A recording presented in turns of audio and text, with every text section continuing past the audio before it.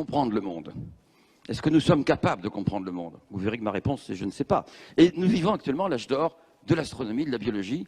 Eh bien, sciences de l'homme, sciences de l'univers, on retrouve les questions fondamentales que se posaient nos ancêtres, les Grecs et d'autres, à savoir qui sommes-nous? Où allons-nous? Que faisons-nous? Qu'est-ce qu'on fait là? Quelles sont nos origines? Quel est notre futur? Quelle est la place de l'homme dans l'univers? Ces grandes questions que les philosophes se sont posées, qu'on continue à se poser, j'ai la faiblesse de penser qu'on ne peut pas y répondre si on n'a pas un minimum de connaissances sur la biologie, un minimum de connaissances sur l'astronomie. Et les grandes questions qu'on se pose, le temps, l'espace, la matière, la vie, c'est des mots courants. Vous les employez dans la rue, tout le monde pense comprendre. Maintenant, si je vous demande, donnez-moi la définition, vous y arrivez peut-être, moi je ne sais pas. Qu'est-ce que c'est que le temps? J'ai un collègue à Saclay qui me dit, tu sais André, le temps n'existe pas. Bon, je comprends un peu ce qu'il veut dire, pas complètement, mais le temps, on ne sait pas très bien ce que c'est. Qu'est-ce que c'est que l'espace? Ben moi je vous dis, l'espace n'existe pas. Ce que nous appelons espace, c'est l'environnement de la matière. Pour survivre, on a le haut, le bas, la gauche, la droite. Mais il n'y a pas d'espace en soi. Nous ne sommes pas dans un espace. Quand on dit, mais est-ce que l'univers est fini, infini? Qu'est-ce qu'il y a au-delà? Non. Il y a de la matière et l'environnement, on l'appelle l'espace. Mais l'espace, quand on l'a imaginé au XIXe siècle, n'existe pas. La matière, qu'est-ce que c'est? La matière, je ne suis pas physicien des particules, mais mes collègues physiciens des particules, actuellement, font une expérience du côté de Genève, où vous avez des particules qui franchissent la frontière franco-suisse sans arrêt, sans jamais voir un douanier. Hein. Et ils espèrent comme ça trouver le boson de Higgs, qu'on appelle. Hein. Alors, les trois grandes révolutions dans l'histoire des sciences, nous sommes en train de vivre la troisième révolution. Première révolution, c'est la Grèce antique, qui, en gros, je dirais, invente le raisonnement rationnel. Qu'est-ce que c'est le raisonnement rationnel? C'est le fait que tout effet a une cause, toute cause a un effet. Les Grecs n'ont pas tout inventé, les Mésopotamiens, les Égyptiens ont dit des choses avant eux. Et donc, le raisonnement rationnel, et vous voyez qu'il y a deux attitudes. Il y a ceux qui vous disent, je veux expliquer le monde, alors il pleut, il y a une tempête, alors c'est le dieu de la pluie, c'est le dieu des tempêtes, alors je vais faire un sacrifice au dieu pour le mettre de bonne humeur. Hein. Et puis il y a les autres qui disent, mais si j'essayais de comprendre ce qui se passe. Donc c'est ce premier effort rationnel, je dirais, pour comprendre le monde. Mais les Grecs font une grave erreur. C'est qu'ils imaginent que le raisonnement rationnel tout seul suffit. C'est dommage que Platon, Aristote ne soient pas là ce soir, parce que j'ai envie de les engueuler. Platon, il vous disait, c'est pas la peine d'observer le ciel, parce que les dieux sont imparfaits, donc je vais voir des imperfections. Donc, ma pensée pure est meilleure. C'est le penseur de Rodin. Platon, il pensait, et c'est tout n'est qu'illusion, le mythe de la caverne, enfin, vous connaissez tout ça. Et donc, ce raisonnement rationnel tout seul est dangereux, et finalement, ça explique tous les grands massacres commis dans l'humanité. Je pense à l'Inquisition des chrétiens, je pense au camp nazi, au camp sibérien, aux fondamentalistes religieux, etc. Ces gens-là ont une théorie, eh bien, ils ne confrontent pas au monde réel, et ils massacrent leurs semblables, sous prétexte d'ici, ils les rendent plus heureux. Le mystère des origines de notre univers fascine toujours. Un concept alimente particulièrement notre imagination, le Big Bang. Il est à la source de tout, et même du temps. Actuellement, on pense que le Big Bang est le point d'origine de la création de notre univers.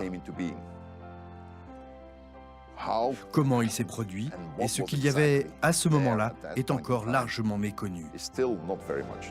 Je dirais que le Big Bang est une idée, ce n'est pas un moment précis dans le temps et à mon avis, c'est ce que font la plupart des gens. Ils confondent le Big Bang avec un moment précis dans le temps. L'univers devient infiniment dense et infiniment chaud au commencement exact des temps. Et c'est ce qu'on appelle le Big Bang. Le Big Bang, c'est un modèle.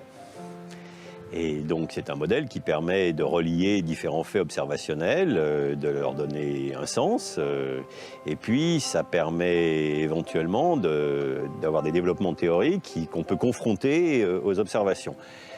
Maintenant, donc en gros, c'est un modèle qui permet d'écrire une histoire. Là, nous sommes devant les détecteurs qui l'an dernier ont permis de découvrir le boson de Higgs. La particule démarre sa course dans une bouteille d'hydrogène. Ces particules ressemblent à une nuée de mouches qui volent dans ces tubes.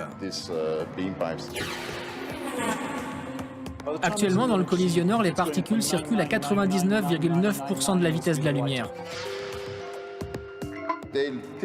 En général, elles circulent dans cette machine pour une durée de 8 à 10 heures.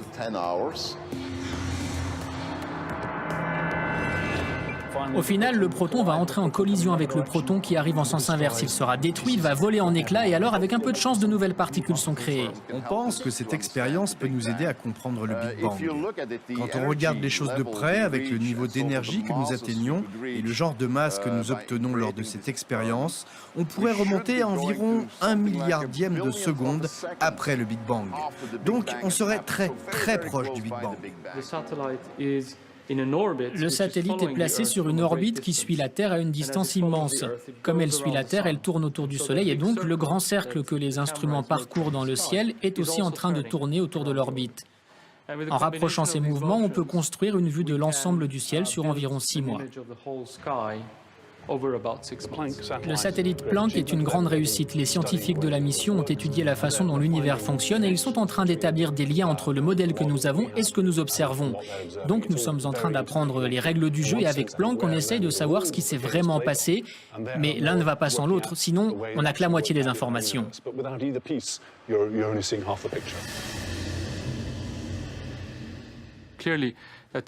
Il est clair qu'au niveau fondamental, il existe un rapport très étroit. Par exemple, on veut savoir ce qu'est la matière noire. La matière noire fait probablement partie des types de particules que nous connaissons très peu. Donc c'est un exemple de lien très clair avec les recherches en physique des particules.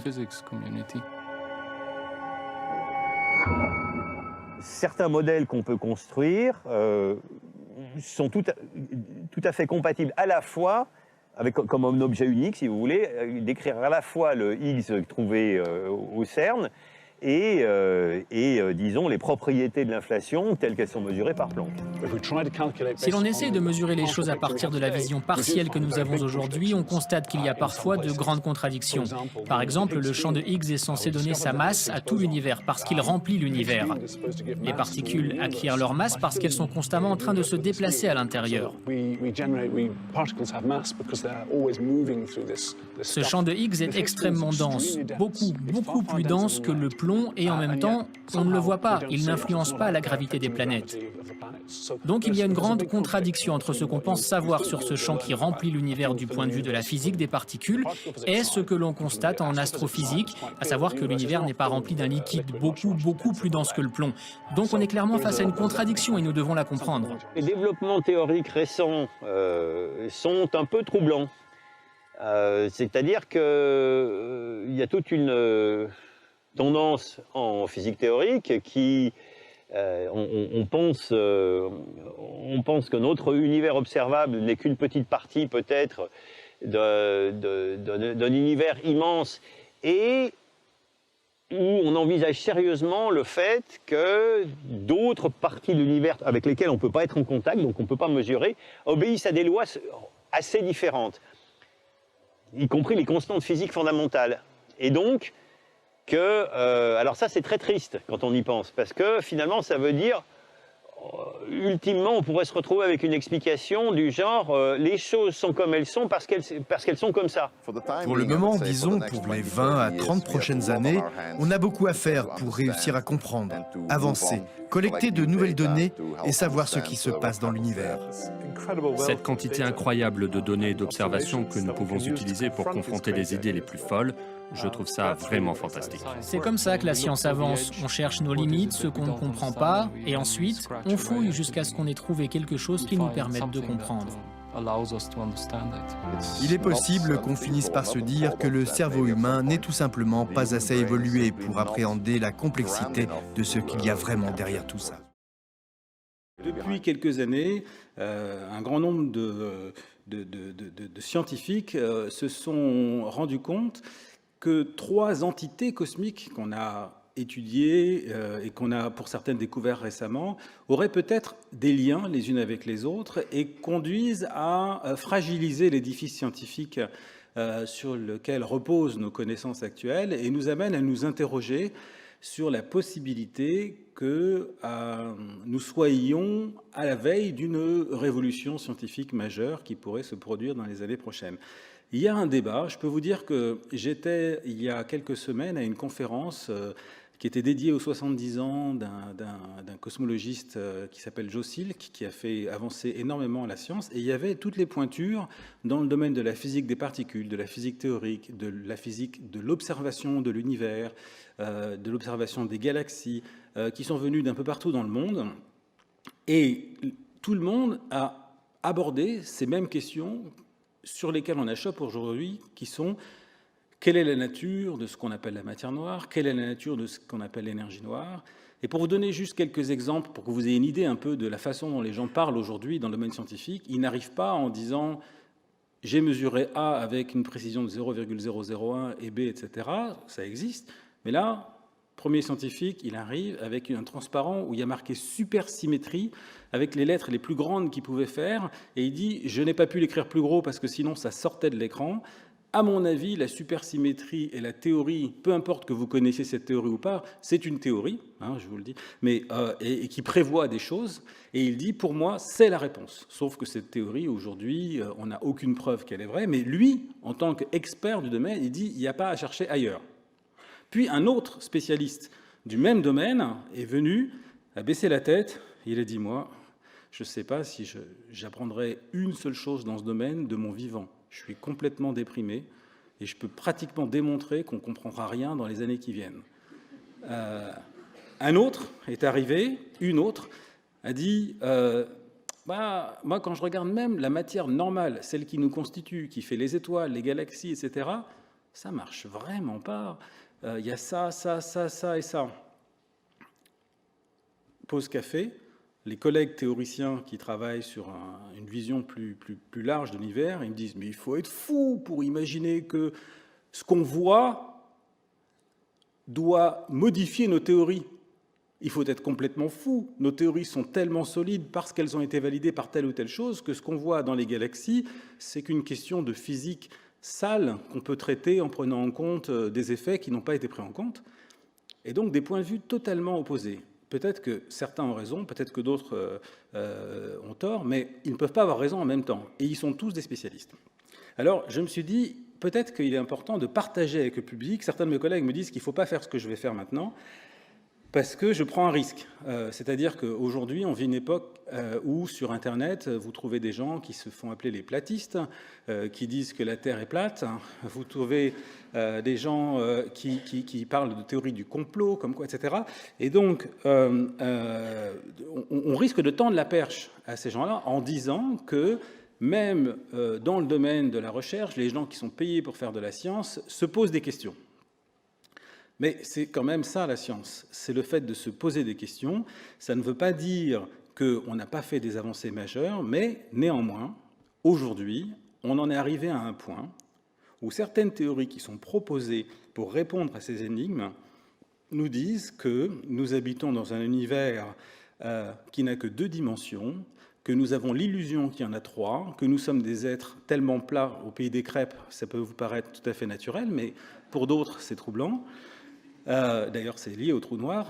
Et d'autres théories qui proposent que nous habitons au contraire dans un multivers dans lequel les univers se collisionnent comme les voitures. Et donc, il y a vraiment des avancées et des théories qui sont rejetées les unes derrière les autres, au point qu'on se demande maintenant que sera la description de l'univers dans l'avenir proche. Alors, je vous montre ici, par exemple, 2 tableaux. Un tableau d'une peintre coréenne qui s'appelle Bang Hae-ja, qui fait des tableaux que j'aime beaucoup. Et puis, à droite, une image de l'univers qui lui ressemble un petit peu. Il y a des points rouges, des points bleus. Et dans les 2 cas de figure, on peut avoir une vision très émotionnelle, très subjective, etc. Sauf que lorsque les scientifiques regardent l'image de droite, ils vous disent qu'il y a à peu près 30% de matière noire, 70% d'énergie noire, 5% de baryons. D'ailleurs, les baryons sont constitués de ça, ça et ça, que cette image-là vous suggère qu'il y a eu une phase d'inflation il y a 13,8 milliards d'années, que cette inflation, elle a duré une fraction de seconde de temps, que l'univers a été multiplié par telle taille pendant ce temps-là, etc. Tout un tas d'informations ultra précises à partir de quelques points bleus et rouges. Là, j'ai perdu beaucoup de copains au niveau de mon monde scientifique avec la phrase que je viens de dire, mais il faut quand même admettre qu'on n'est plus dans le monde où on regarde une chose et on dit « Tiens, j'ai vu un truc avec qui s'enroule, c'est une spirale, c'est donc une galaxie, etc., que je vois au télescope. » Et quelqu'un d'autre regarde et dit « Ah oui, je vois aussi le... » Non, là, vous avez des boulettes rouges et des boulettes bleues et vous en déduisez l'histoire de l'univers. Donc, il est clair que, sans aller jusqu'à questionner ce que dit la théorie, l'énorme majorité de ce que l'on dit aujourd'hui ne vient pas de ce qu'on voit. Mais ça vient du cadre théorique dans lequel on place ce qu'on voit, qui est calé sur ce qu'on voit, qui explique ce qu'on voit. Mais à partir du moment où ce cadre théorique conclut que 95% de ce qu'on voit n'existe pas ou est fait d'une chose qu'on ne connaît pas, et que sur les 5%, 90%, on ne peut pas le voir non plus, et qu'il ne vous reste plus que 0,5%, il est légitime de se demander s'il n'y a pas un coup d'illusion dans le coup. Et donc, on repart au quotidien de l'astrophysique, qui est qu'on est confronté en permanence à des illusions qui peuvent venir soit de l'observation, soit de nos propres a priori. C'est ce que Gaston Bachelard appelait l'obstacle épistémologique. On établit ce qu'est un raisonnement scientifique. Un raisonnement scientifique, ça repose sur deux piliers. Un des piliers, c'est j'expérimente, si je suis physicien ou chimiste, ou j'observe, si je suis astronome ou biologiste ou géophysicien. Et le deuxième pilier, c'est j'interprète. Je fais un modèle, une théorie. Autrement dit, faire une théorie sans la confronter à l'expérience est dangereux, je viens de le dire, et observer ou expérimenter sans interpréter n'a strictement aucun intérêt. Et donc, de la même manière qu'on a besoin de deux jambes pour marcher, la science repose sur deux piliers, et c'est des allers-retours constants entre ces deux piliers. Question, comprendre le monde. La question que je vous pose, c'est sommes-nous capables de comprendre le monde? Je veux dire que si vous considérez un chien, un chat, une girafe, un hippopotame, un singe, un bonobo, ces animaux partagent avec nous 90 à 99% de commun. Nous sommes persuadés que notre chien ne peut pas comprendre Einstein. Donc ce 1% qu'on a, ou ce 5% qu'on a en plus, nous permettait de comprendre, alors lui, il ne veut pas comprendre. Je ne sais pas. Donc à ma question, est-ce que je peux comprendre le monde? Ma réponse est claire, je ne sais pas. Puisque je ne sais pas, j'essaye, et quand j'essaye, ça ne marche pas si mal, alors je continue. Mais il faut toujours garder un petit peu de doute. Et c'est pour ça que je dis toujours vrai et faux.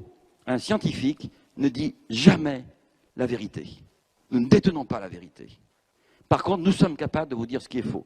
Si vous me demandez comment s'est formé le système solaire, comment évoluent les étoiles, quel est le futur de l'univers, je vais vous dire comment ne s'est pas formé le système solaire, comment n'évoluent pas les étoiles et quel n'est pas le futur de l'univers. Quant à vous dire la réponse affirmative, c'est la meilleure interprétation que j'ai avec mes observations, mes connaissances de moment pour expliquer ça. Mais en aucun cas, je ne saurais prétendre que j'ai raison. Rien. Bon. Alors, il y a la matière noire. Très bien. Et puis, ça, c'est pas suffisant. Moi, j'ai enseigné pendant plus de 30 ans à mes étudiants que l'univers était en expansion. Et je leur disais, la matière s'attire. Donc, l'expansion est forcément ralentie.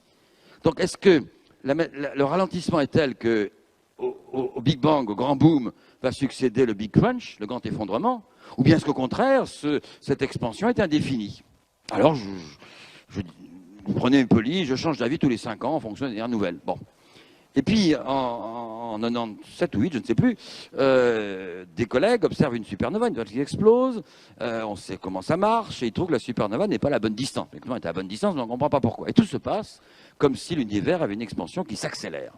Moi, je n'y ai pas cru au début. Et on ne peut pas accélérer l'univers. Pour ça, il faudrait apporter de l'énergie.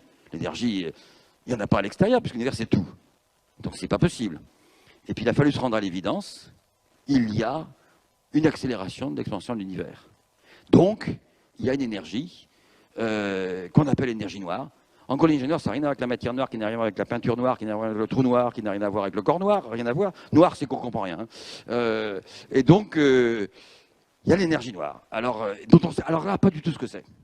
Et donc, finalement, quand vous essayez de comprendre de quoi est fait l'univers, voici un petit camembert qui résume ça, eh bien, après 4000 ans d'efforts, je peux vous dire qu'il y a 73% d'énergie noire dont on ne sait absolument pas ce que c'est, qu'il y a 23% de matière noire dont on ignore totalement la nature, et qu'il y a 4% de matière ordinaire dont nous avons été capables au bout de 4000 ans de trouver 1% de tout ça.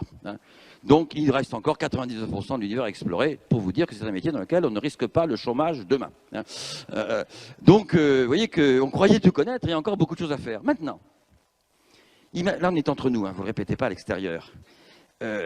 Imaginez que je change les lois de physique, genre la loi de gravitation par exemple. Attendez, vous sortez pas d'ici en disant il y a Bragg qui veut changer la loi de gravitation. Oui, bah, il est âgé, Alzheimer, faut le pardonner, il dit n'importe quoi, etc. Non, j'ai pas dit ça. J'ai pas dit, mais imaginez ça. Et donc, il y a quelques collègues qui ont fait ça, qui sont minoritaires, qui sont traités de débiles profonds par leurs collègues, et qui ont changé. Pourquoi? Parce que les 4 forces fondamentales, vous savez ce qui tient les protons et les neutrons dans votre corps? Ben, c'est un rayon limité, sinon on serait détruit. Il y a l'électromagnétisme. Ben, on sait très bien qu'il y a ce qu'on appelle un rayon de Debat, et qu'au-delà de certaines distances, il y a autant de charges positives que négatives. Le milieu est neutre. Donc il y a une coupure. La gravitation, apparemment, il n'y a pas de coupure.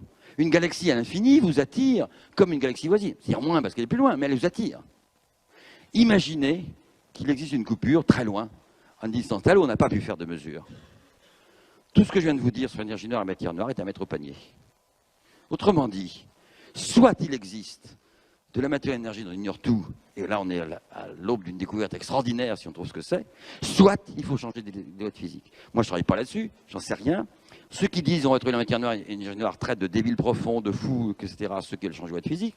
Ceux qui changent de loi de physique traitent de conservateurs et d'ânes battés, ceux qui veulent trouver la matière noire et l'énergie noire. J'en sais rien, mais vous voyez que, comme toujours en science, quand on n'a pas compris un truc, on se dispute, il y a des polémiques, etc. C'est comme ça que vit la science, c'est comme ça que ça avance. Et on est à l'aube de découvertes importantes, peut-être dans 6 mois, peut-être dans 6 ans, ou peut-être dans 6000 ans. Comprendre que la Terre n'est pas au centre de l'univers, on met 1500 ans. Même si Aristarque de Samos l'avait compris bien avant tout le monde. Si le but de la science n'est pas d'atteindre la vérité scientifique, alors les centres de recherche universitaires de l'espace-terre ne sont pas prêts à nous enseigner la connaissance du monde. Et cela, ni demain, ni après-demain, ni dans 6000 ans. Heureusement, nous disposons de Erudite Life, dès maintenant. Connaître le monde, de l'univers à la nature, sur quinternaire.com.